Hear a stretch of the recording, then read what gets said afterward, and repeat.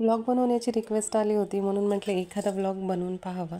तर हे मी तूप बनवलेलं आहे। जवळपास 2 लिटर दुधापासून ही साय निघाली होती, तर 1 वाटी तूप बनवले, ते तुम्हाला मी शेवटी दाखवणारच आहे। हॅलो, नमस्कार, कसे आहात तुम्ही? सगळे चांगले आहात ना? तर हा माझा स्वतःला दाखवण्याचा पहिला व्लॉग आहे। मला 2 कमेंट्स आले होते की व्लॉग करा, म्हणून असं विचार केला की एखादा व्लॉग बनवून पहा की कसा होतोय। जर चांगला जमला किंवा सगळ्यांनी जर पॉझिटिव्ह रिस्पॉन्स दिला, इथून पुढे व्लॉगिंग कंटिन्यू करायची असं ठरवलं होतं। म्हणून त्यासाठी स्वतः ड्रेसअप झाले। ज्याप्रमाणे घराला स्वच्छ ठेवते तसंच स्वतःलाही टापटीप राहायला मला आवडतं। असं व्लॉग बनवते म्हणून असं स्पेशली तयार झाले असं काहीच नाही। फक्त ड्रेसच्या ऐवजी असतो आपल्या बायकांचा आवडता युनिफॉर्म म्हणजे गाऊन।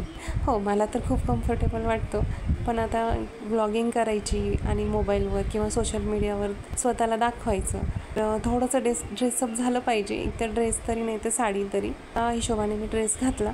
हेअरस्टाईलमध्ये मला मेसी बन खूप आवडतो। रोजची हेअरस्टाईल ही अशीच असते, साधी मेसी बन असतो।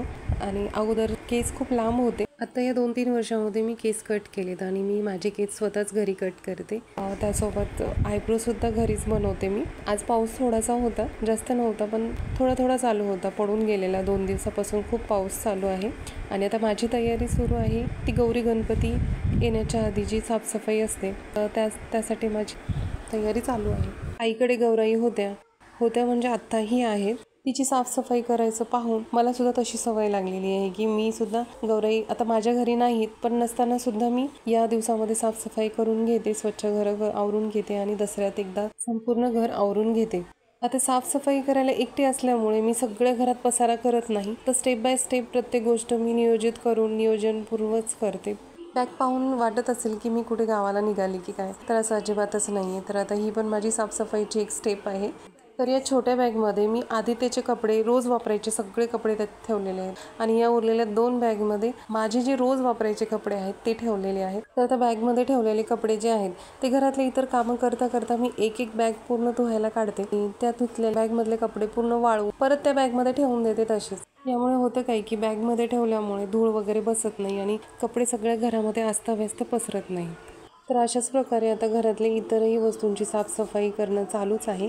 घरातला रोजचा स्वयंपाक करत करत इतरही साफसफाईची कामं करणं म्हणजे सगळ्या बायकांसाठी हा एक टास्कच असतो आणि सगळ्याच बायका या सगळं दिवसभर कामामध्ये व्यस्त असतात। तसंच माझं पण आता भांडे लावणं चालू आहे। मला यूट्यूब चॅनल हे खूप आधी स्टार्ट करायचं होतं, जवळपास 2016मध्ये मी यांना याविषयी बोलले होते, पण यांची परमिशन नव्हती। नाही म्हटल्यामुळे मग मी नंतर विषय काढलाच नाही। नवीन लग्न झालं होतं, अरेंज मॅरेज असल्यामुळे एकमेकांना स्वभाव समजण्यासाठी थोडासा वेळ लागला।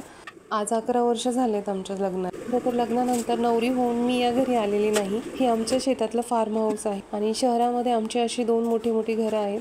इथे येऊन राहण्यामागे पण एक खूप मोठी स्टोरी आहे, जी की एका व्हिडिओमध्ये मी तुम्हाला सांगू शकत नाही। नक्कीच नंतर पुढच्या व्हिडिओमध्ये तुम्हाला ऐकावंसं वाटलं तर नक्कीच सांगेन।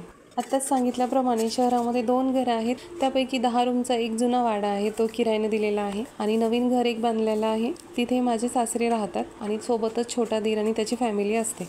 खरं तर इथे राहायला आल्यानंतर शहरामधलं एवढं मोठं घर सोडून तू इथे खेडेगावामध्ये कशाला राहायला आलीस, असं माझ्या माहेरचे सगळे लोक मला म्हणत होते। पण लहानपणापासूनच गावाची ओढ मला खूप होती।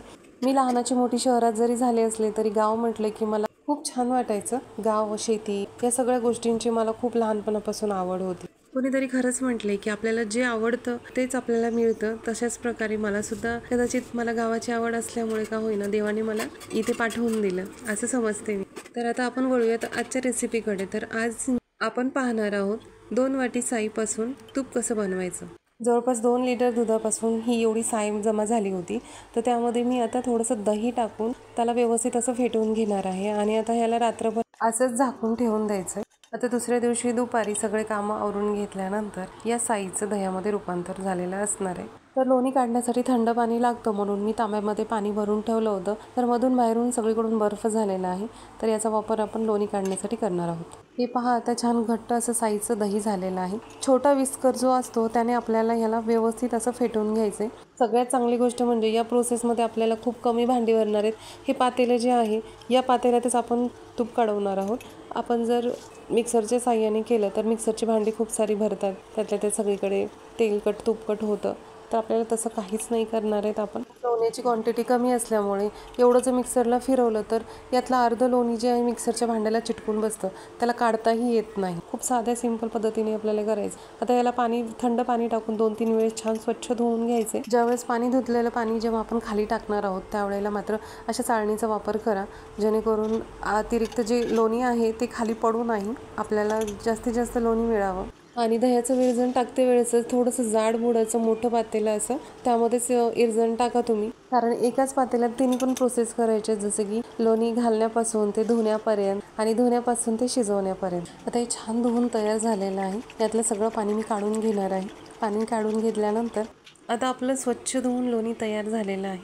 याला आपण आता कढवण्यासाठी घेणार आहोत. तर त्यासाठी लोणी कढवत असताना त्यामध्ये मी इलायची आवर्जून टाकते. यामुळे होतं काय की इलायचीचा खूप छान वास तुपाला येतो आणि खूप दिवस तूप खराब होत नाही.